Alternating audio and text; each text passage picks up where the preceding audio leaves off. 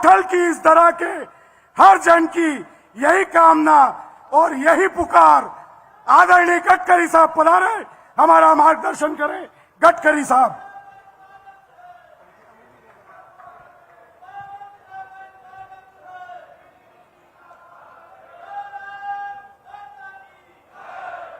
राजस्थान के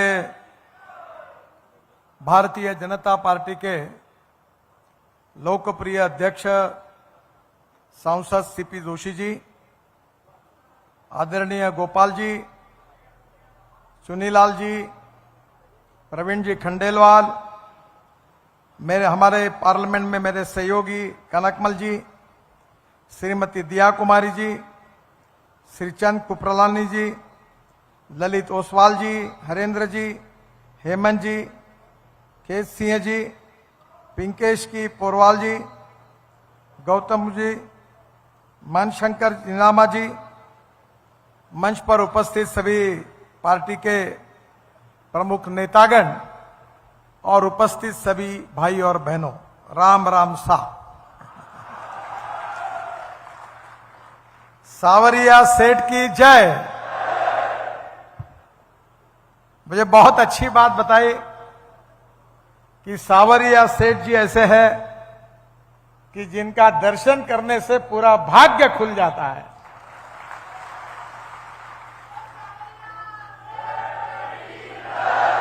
वो हमें ऐसा आशीर्वाद दे कि हमारी मातृभूमि को, हमारे हिंदुस्तान को भय, भूख, आतंक और भ्रष्टाचार से मुक्त करने के लिए हमें शक्ति दे। गांव, गरीब, मजदूर, किसान जो दुखी है, उसके जीवन में सस्टेनेबल डेवलपमेंट करके उसको रोटी, कपड़ा और मकान देकर उसके जीवन को सुखमय करने की शक्ति हमें दे। यही मैं सावरिया सेठ जी के चरणों में प्रार्थना करता हूं। बहनों और भाइयों, रोड के बारे में अभी मैंने भाषण दिया था। अभी सीपी जोशी ने बहुत से बातें बताई है। वो मेरे बड़े प्रिय सांसद है, मित्र भी है, और विशेष रूप से जो तीनों सांसद यहां बैठे हैं, दिया कुमारी जी है, हमारे कनिकलाल जी है, ये सब कनकमल जी है। जब जब भी मेरे पास आते हैं तो मैं उनको कहता हूं, चिंता मत करिए, आपकी जो आशा और अपेक्षा है वो पूरी करूंगा। मैं ये सब काम कर सका हूं, इसका श्रेय ये सब मुझे देते हैं, मोदी जी को देते हैं। पर सही मैं आपको बताता हूं, ये श्रेय मेरा भी नहीं है, मोदी जी का भी नहीं है। ये श्रेय सही अर्थ में किसी का है तो मेरे सामने बैठी हुई जनता का है। अगर आप राजस्थान से भारतीय जनता पार्टी को जिताकर नहीं देते, हमारी मेजॉरिटी नहीं आती, सीपी जोशी सांसद नहीं बनते, कनकमल जी सांसद नहीं बनते, दिया कुमारी जी सांसद नहीं बनती, सभी लोग सांसद नहीं बनते, तो स्वाभाविक रूप से मोदी जी प्रधानमंत्री कैसे बनते? पर आपने इन सबको सांसद बनाया, जिसके कारण मोदी जी प्रधानमंत्री बने, और मोदी जी प्रधानमंत्री बने इसके कारण मैं मंत्री बना, और उसके कारण मैं आपके लिए काम कर सका। मैं विश्वास दिलाता हूं कि जो भी आपकी अपेक्षा है वो निश्चित रूप से मैं पूरी करूंगा। बहुत से रोड का उल्लेख अभी सीपी जोशी जी ने और हमारी सांसदों ने अपने भाषण में किया है। चित्तौड़गढ़ बाईपास रिंग रोड, इसको मैंने मंजूर कर दिया है। सीपी जोशी जी, उसका डीपीआर बन रहा है, पूरा होने के बाद टेंडर निकलेगा और फिर भूमि पूजन के लिए मैं चित्तौड़ पक्का आऊंगा, ये वचन आपको देता हूं। चित्तौड़गढ़ से कोटा हाईवे पर वीयूपी के समीप सर्विस रोड का निर्माण करने की आपने मांग की, वो पूरी करने के मैंने आदेश दे दिए हैं। चित्तौड़गढ़ में 6 लेन पर बसे गांवों के लिए अंडरपास और दुरुस्तीकरण, उसका भी डीपीआर तैयार करवाकर उसके लिए तुरंत कार्रवाई शुरू हो जाएगी। सावलिया सेठ मंदिर के रास्ते के लिए चित्तौड़गढ़ कोटा मार्ग से निश्चित रूप से आपकी मांग पर कनेक्टिविटी दी जाएगी, ये भी मैं आपको विश्वास देता हूं। चित्तौड़गढ़ किला जो हमारा इतिहास है, हमारी धरोहर, रानी पद्मावती के बलिदान और मीराबाई की भक्ति के लिए जाना जाता है। हम कभी इस इतिहास को भूल नहीं सकते। हमारी इतिहास, हमारी संस्कृति, हमारी विरासत, हमारे शौर्य और पराक्रम की गाथा, इसका आदर्श कोई प्रदेश है तो वो राजस्थान है, ये मैं गौरव के साथ कह सकता हूं। मुझे अभी सीपी जोशी जी ने कहा है कि इसी चित्तौड़गढ़ किले पे हमारी पर्वतमाला के अंतर्गत रोपवे बनाने की बात उन्होंने कही है। मैं उसको मंजूरी घोषित करता हूं और जल्दी ही रोपवे का काम शुरू होगा। मुझे बहुत खुशी है कि आज काफी कामों का मैंने उद्घाटन भी किया, काफी कामों की घोषणाएं भी की। चित्तौड़गढ़, प्रतापगढ़, यहां काफी कामों को मंजूरी दी है। यहां को मेरे पास तो मैं कह रहा था कि मैं एक बार बोल चुका हूं, पर विशेष रूप से आज फिर से एक बार इन सब बातों को मैंने कहना चाहिए, ऐसा उनका आग्रह है। चित्तौड़गढ़ बाईपास का मैंने कह दिया, चित्तौड़गढ़ कोटा हाईवे पर भी बोल दिया है। मैं जो उनकी मांगे थी वो मैंने पूरी की है। सेंट्रल रोड फंड में आज ही मैंने राजस्थान को 2250 करोड़ रुपए के कार्यों की मंजूरी दी है।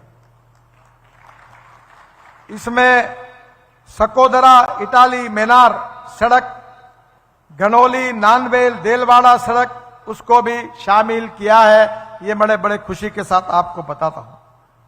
सेतु बंधन में 14 आरओबी का निर्माण के लिए हमने प्रायोरिटी दी है। निम्बाडेहा, प्रतापगढ़, घोटोल और दाहोद, ये सबको आपके क्षेत्र के आरओबी को मंजूरी दी है। दिसंबर 23 तक पूरा होगा। चौड़ीकरण का कार्य भी किया जाएगा। मुझे बहुत खुशी है कि जब मैं वाटर रिसोर्सेस मिनिस्टर था तो मैंने राजस्थान के लिए बहुत बड़े काम करने की कोशिश की। सबसे बड़ी बात है कि जो इंदिरा कैनाल था, ये हमारे सरकार की 9 साल में बहुत बड़ी उपलब्धि है।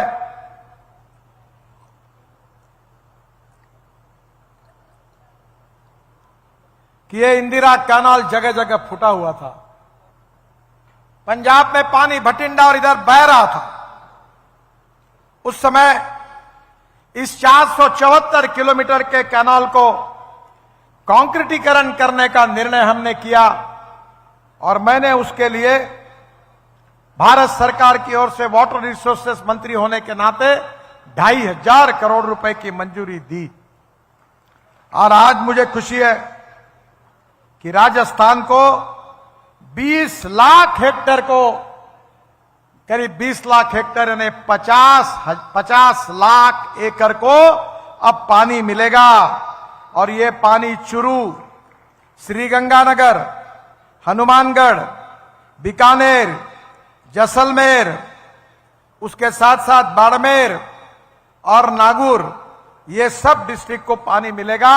ये बहुत बड़ा काम करने का मुझे मौका मिला। लखवाड़ बहुउद्देश्य परियोजना, रेणुका बांध परियोजना, किशाऊ बांध परियोजना, ताजेवाला बैराज से राजस्थान को पानी, हरियाणा के साथ विवाद था, सब विवादों को सुलझाने का काम मैंने किया और नदियों को आपस जोड़ने के काम को भी हमने शुरुआत की। मुझे खुशी है कि राजस्थान की लाखों एकड़ जमीन इसके कारण निश्चित रूप से पानी आएगा और राजस्थान की भूमि सुजलाम सुफलाम होगी, राजस्थान का विकास होगा। यह लखवाड़ की बहुउद्देशीय परियोजना 1976 से उसको मंजूरी मिली थी, पर बंद पड़ी थी। 25-25, 30-30, 40-40 साल तक ये योजनाएं बंद पड़ी थी। उस समय वसुंधरा जी के सरकार में जो सिंचाई मंत्री थे, अभी मुझे गंगानगर मिले थे, क्या नाम था उनका, राम प्रताप जी, बेचारे बार बार चक्कर काटते थे। एक दिन तो मैंने ऐसे किया कि सभी मुख्यमंत्री को बुलाया और दरवाजा बंद कर दिया, और मैंने कहा समाधान जब तक नहीं निकलेगा तब तक दरवाजा नहीं खोलूंगा, और सब समाधान निकल गया। ये सब योजनाएं पूरी हुई है, पूरी शुरू हो रही है। रेणुका बांध का पानी आएगा, किशोर बांध का पानी आएगा, बड़े बड़े ये सब, ताजेवाला बैरेज हरियाणा और राजस्थान के बीच में इसके विवाद था।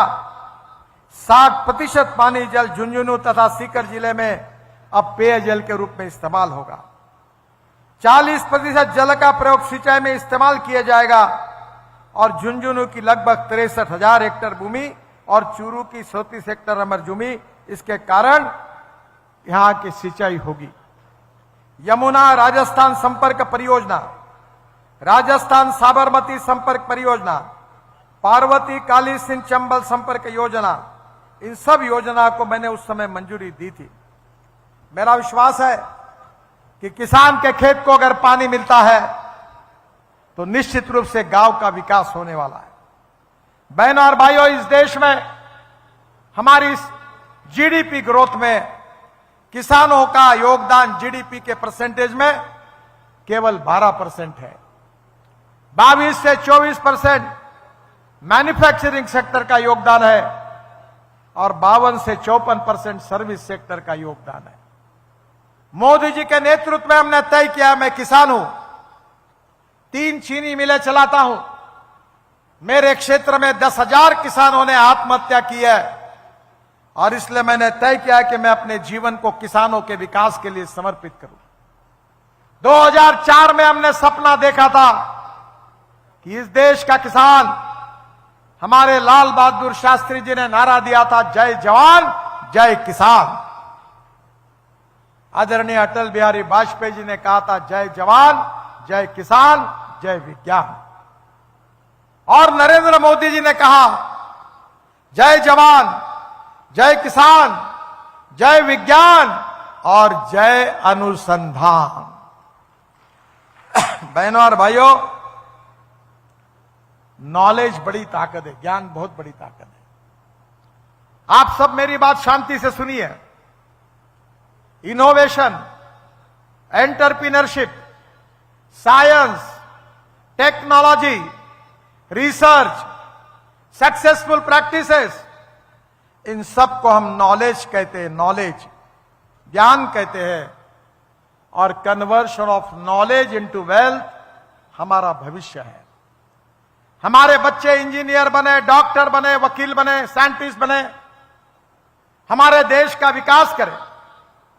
और बहनों और भाइयों, देखने के लिए मिलता है, मैं दुनिया में घूमता हूं, कनाडा में, अमेरिका में, स्विट्जरलैंड में, जर्मनी में, लंदन में, यूके में, कहीं भी जाओ, हर जगह पर प्रगति और विकास की ओर नेतृत्व करने वाले राजस्थान के भाई बहनों हर जगह मिलते हैं। इस बात की मुझे बहुत खुशी है।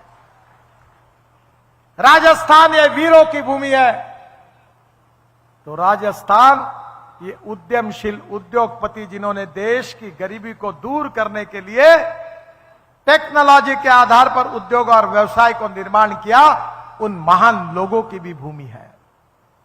बहनों और भाइयों, जो नॉलेज है, जो ज्ञान है, जिसका रूपांतर संपत्ति में करना, नॉलेज टू वेल्थ, यही मोदी जी सरकार का सबसे बड़ा कार्यक्रम है। और इसलिए किसान अब केवल अन्नदाता नहीं है, किसान अब ऊर्जादाता बने हैं। Ethanol, methanol, biodiesel, bio LNG, bio CNG, electric, hydrogen, अब किसान तैयार करेगा। मैं ट्रांसपोर्ट का मंत्री हूं, मैंने स्कूटर लाई है बजाज, टीवीएस और हीरो की, जो गन्ने के जूस से, मोलाइसिस से, मक्के से, चावल से जो इथेनॉल बनेगा, उसके ऊपर हमारी स्कूटर, ऑटो रिक्शा और कार चलेगी। हमारा किसान केवल अन्नदाता नहीं, ऊर्जादाता बनेगा। यह हमारी सरकार की सोच है। और इसीलिए अब मैं अगस्त महीने में टोयोटा कंपनी की गाड़ियों को लॉन्च कर रहा हूं। आपको पता होगा कैमरी करके गाड़ी थी, वो इनोवा है। अब सब गाड़ियां किसानों ने तैयार किए हुए इथेनॉल पर चलेगी। 60% इथेनॉल, 40% बिजली। उसका अगर एवरेज पकड़ा जाएगा तो 15 रुपए लीटर पेट्रोल का भाव होगा। जनता का भला होगा, किसान ऊर्जा दाता बनेगा, देश का प्रदूषण कम होगा, इंपोर्ट कम होगा।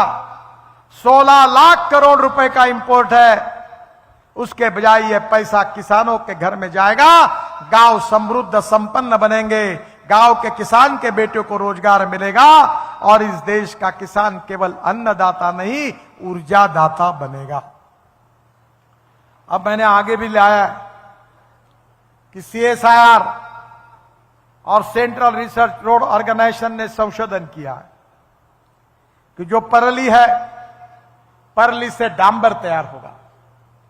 पानीपत में परली से इथेनॉल तैयार हो रहा है और एविएशन फ्यूल, हवाई जहाज चलने के लिए जो ईंधन लगता है, वो भी किसान बना रहा है। यही हमारे सरकार की कमाल है। स्पाइस जेट का विमान देहरादून से दिल्ली हमने किसानों ने तैयार किए हुए ईंधन पर लाया। बहनों और भाइयों, देश की तरक्की हो रही है। हम देश दुनिया की सबसे बड़ी अर्थव्यवस्था बने हैं। The fastest growing economy in the world. हम देश में सबसे आर्थिक दृष्टि से विकास करने वाला देश बने हैं। मोदी जी के नेतृत्व में $5 ट्रिलियन की इकोनॉमी, आत्मनिर्भर भारत। इतना ही नहीं तो सुखी, समृद्ध और संपन्न शक्तिशाली भारत, यही हमारा सपना है। मुझे बहुत खुशी है कि मैं ट्रांसपोर्ट का मंत्री हूं। हमारी ऑटोमोबाइल इंडस्ट्री का टर्नओवर 7.5 लाख करोड़ है। 4.5 करोड़ युवाओं को जॉब मिला हुआ है। राज्य सरकार और भारत सरकार को सबसे ज्यादा GST देने वाली ये इंडस्ट्री है। मोदी जी के नेतृत्व में हमने तय किया कि इस इंडस्ट्री को हम 15 लाख करोड़ की बनाएंगे। इस इंडस्ट्री में 4.5 करोड़ युवाओं को जॉब मिला है, अब 10 करोड़ युवाओं को जॉब मिलेगा। और हमने यह तय किया है कि हमारे देश के एक्सपोर्ट में हम दुनिया में पहले क्रमांक पर जाएंगे। 2 महीने पहले चाइना पहले नंबर पर था ऑटोमोबाइल मैन्युफैक्चरिंग में, दूसरे नंबर पर अमेरिका थी, तीसरे नंबर पर जापान था और चौथे नंबर पर हिंदुस्तान था। मुझे खुशी हो रही है कि हमने जापान को पीछे डालकर तीसरा नंबर हासिल किया है। यही हिंदुस्तान की तरक्की है। बहनों और भाइयों, कितनी 9 साल में कितनी योजनाएं हुई। आयुष्मान भारत योजना में 37 करोड़ गरीब लोगों को लाभ मिला। PM उज्ज्वला योजना में 9.5-10 करोड़ लोगों को गैस के कनेक्शन मिले। जनधन योजना में केवल 3.5 करोड़ गरीब लोगों के बैंक अकाउंट में खाते थे, आज 150 करोड़ अकाउंट ओपन हो गए गरीबों के। स्वच्छ भारत अभियान में 12 करोड़ टॉयलेट बने हुए। PM किसान सम्मान योजना में 11 करोड़ किसानों को पैसा मिला है, जिसमें से 80% शेड्यूल कास्ट, शेड्यूल ट्राइब और OBC के हैं। मुद्रा योजना में 40 करोड़ जो रोड पर दुकान और ठेला लगाते, टपरी पर लगाते हैं, पटरी पर बैठते हैं, उनको रोजगार मिला है। प्रधानमंत्री आवास योजना में 3 करोड़ लोगों को घर मिले हैं। मेक इन इंडिया में 143 रैंक थी 2014 में, अब भारत की 63वीं रैंक आई है। ईज ऑफ डूइंग बिजनेस में सुधार हुआ है। हमारे लिए जल जीवन मिशन की बात अभी हमारे लोग कर रहे थे। नल हर घर में देंगे, गरीबों को शुद्ध और स्वच्छ पानी देंगे। 12 करोड़ लोगों को, गरीब लोगों को नल का कनेक्शन देने का काम हमारी सरकार ने किया। बहनों और भाइयों, सुकन्या समृद्धि योजना जो हमारे लिए बहुत महत्वपूर्ण है, उसमें 250 से लेकर 1.5 लाख रुपए पर एनम तक मैच्योरिटी पीरियड 21 साल का है और जिसमें 7.6% इंटरेस्ट है। और हमारे लिए विशेष रूप से जो महिला है, हमारी छोटी बच्चियां हैं, उनके एजुकेशन की व्यवस्था हमने की है। बहुत योजनाओं का मेरे पास डिटेल है। पीएम गति शक्ति मास्टर प्लान, प्रधानमंत्री कौशल योजना जिसका उल्लेख किया था, प्रधानमंत्री ग्राम सड़क योजना जो बनाने का सौभाग्य अटल बिहारी वाजपेयी ने मुझे दिया। हिंदुस्तान के इतिहास में पहली बार हिंदुस्तान की गांवों को जोड़ने का काम अगर किसी ने किया तो हमारे अटल बिहारी वाजपेयी जी ने शुरू किया। इस बात का हमें अभिमान है। बहनों और भाइयों, हम राजस्थान में एक्सप्रेस हाईवे बना रहे हैं। 1 लाख करोड़ का दिल्ली मुंबई एक्सप्रेस हाईवे। इसके साथ साथ जयपुर से दिल्ली यह हम नया कॉरिडोर बना रहे हैं। अमृत से जामनगर 14,000 करोड़ का। फिर राजस्थान में कटरा वैष्णो देवी कनेक्टिविटी मिल जाएगी अमृतसर जामनगर से। आगे आप लुधियाना तक जो रोड जा रहा है, वहां से मनाली तक चले जाओगे, हिमाचल प्रदेश तक। इतना ही नहीं तो अंबाला कोटपुतली हमने रोड बनाया। अंबाला चंडीगढ़ कनेक्टिविटी से राजस्थान को फायदा होगा। करीब 3 लाख करोड़ रुपए के हाईवे हम राजस्थान में बना रहे हैं। आज ही मैंने सविस्तर भाषण में काफी बातें कही है। बहनों और भाइयों, हमारे देश को 1947 में स्वाधीनता मिली। आज हम अमृत काल में है। 75 साल हमने पूरे किए हैं और इस 75 साल में कांग्रेस को 60 साल राज करने का मौका मिला। बैलजोड़ी थी, बैलजोड़ी पर लोगों ने ठप्पे लगाए। फिर गाय बछड़ा आया, गाय बछड़े पर ठप्पे लगाए। फिर पंजा आया, पंजे पर ठप्पा लगाया। गरीबी हटाओ का नारा दिया गया। गरीबों की गरीबी तो दूर नहीं हुई, पर कांग्रेस वालों की गरीबी जरूर दूर हुई।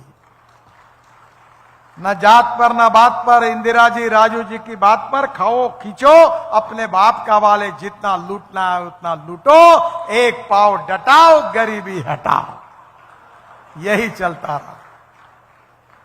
जो 60 साल में कांग्रेस नहीं कर सकी, वो 10 साल 9 साल में मोदी जी के नेतृत्व में हमने इस देश में करके दिखाया। यही हमारी सबसे बड़ी बात है।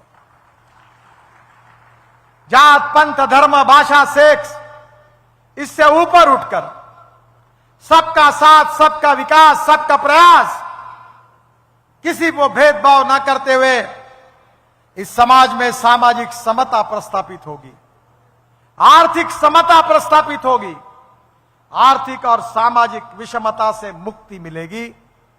कोई व्यक्ति उसके जात से बड़ा नहीं होता, उसके गुणों से बड़ा होता है। जात पंथ धर्म भाषा और सेक्स से बड़ा नहीं होता, उसके गुणों से बड़ा होता है। इसी बात पर भारतीय जनता पार्टी का विश्वास है। हमारे देश का राष्ट्रवाद यह हमारे भारतीय जनता पार्टी का आत्मा है। इस राजस्थान के वीरों की भूमि ने लाखों शहीदों को देश की सुरक्षा करते हुए शहीद हुए, वो ये वीरों की भूमि है। देश की अंतर्गत और बाह्य सुरक्षा में सर्वोपरि है और इसलिए राष्ट्रवाद हमारे चिंतन का आत्मा है। और अगर हम सत्ता में आते हैं तो गुड गवर्नेंस एंड डेवलपमेंट, सुशासन और विकास के द्वारा हिंदुस्तान को दुनिया की महाशक्ति बनाएंगे, युवाओं को रोजगार देंगे, गांव गरीब मजदूर किसान की गरीबी दूर करेंगे, $5 ट्रिलियन की इकोनॉमी बनाकर प्रधानमंत्री जी का मिशन है, आत्मनिर्भर भारत का निर्माण करेंगे, यही हमारा उद्देश्य है। और हमारा मिशन है अंत्योदय, दीनदयाल उपाध्याय जी का सामाजिक आर्थिक चिंतन। कुछ दिन पहले मैं राजस्थान में आया था, भैरव सिंह शेखावत जी की जन्म शताब्दी के कार्यक्रम में उनके गांव आया था। सीपी जोशी जी थे। तो राजस्थान हमारे देश के इतिहास का ऐसा पहला राज्य था कि भैरव सिंह शेखावत जी ने अंत्योदय की योजना के द्वारा गरीबों को अनाज पहुंचाने का काम किया था। इसकी शुरुआत राजस्थान में हुई थी। बहनों और भाइयों, दीनदयाल उपाध्याय जी ने अंत्योदय की व्याख्या की है कि समाज के जो शोषित है, पीड़ित है, दलित है, जिनके पास रहने के लिए मकान नहीं है, जिनके पास खाने के लिए रोटी नहीं है, जिनके शरीर पर कपड़ा नहीं है, उस दरिद्र नारायण को हम भगवान माने और उसकी निरंतर सेवा करते रहे। और जिस दिन उन्हें रोटी, कपड़ा और मकान मिलेगा, उसी दिन हमारा कार्य पूरा होगा। ये पंडित दीनदयाल उपाध्याय जी का सामाजिक आर्थिक चिंतन, यही हमारा जीवन कार्य है, जीवन मिशन है। ये समझकर भारतीय जनता पार्टी काम कर रही है। मेरे एक इंटरव्यू में एक विदेशी चैनल ने मुझे पूछा कि तुम्हारे जीवन में तुमने कौन सा अच्छा काम किया है। मैंने बहुत एक्सप्रेस हाईवे बनाए, टनल बनाई, रोड बनाई, ब्रिजेस बनाई। मैंने उनको कहा मेरे जीवन में मैंने सबसे अच्छा काम अगर कोई किया है तो 1 करोड़ लोग आदमी आदमी को ढोने का साइकिल रिक्शा पर काम करता था। आदमी अपने कंधे पर रिक्शा का बोझ रखते हुए आदमी को खींचने का काम करता था। ऐसे 1 करोड़ लोग देश में थे। 40 लाख लोग ऐसे थे कि 1 क्विंटल का बोरा अपने पीठ पर रखकर बेचारे उठाते उठाते चलते थे। मैंने अगर कोई अच्छा काम किया तो 1 करोड़ 40 लाख लोगों को मैंने मुक्ति देने का काम किया। मैकेनिक्स ड्रिवन ई रिक्शा और ई कार देश में लाया और ये अमानवीय प्रथा समाप्त की। ये पंडित दीनदयाल उपाध्याय जी का सपना पूरा किया, ऐसा मैं नम्रता पूर्वक कहता हूं। इस देश की तस्वीर को बदलना है, इस देश के भविष्य को बदलना है। अमृत काल शुरू हुआ है, 75 साल पूरे हो रहे हैं, अब 100 साल पूरे होंगे और पूरी तरह भारतीय जनता पार्टी की यह सरकार मोदी जी के नेतृत्व में हिंदुस्तान को दुनिया की महाशक्ति बनाएगा, सुपर इकोनॉमिक पावर बनाएगा। आपका साथ, आपकी शुभकामनाएं, आपका आशीर्वाद इसी प्रकार से रहेगा तो निश्चित रूप से यह सपना पूरा होगा। इसी विश्वास के साथ 9 साल के उपलक्ष्य में आप सबको बहुत बहुत बधाई और अभिनंदन करते हुए मैं अपनी बात को समाप्त करता हूं। बहुत बहुत धन्यवाद, नमस्कार। मेरे साथ जोर से कहिए, भारत माता की, भारत माता की, भारत माता की।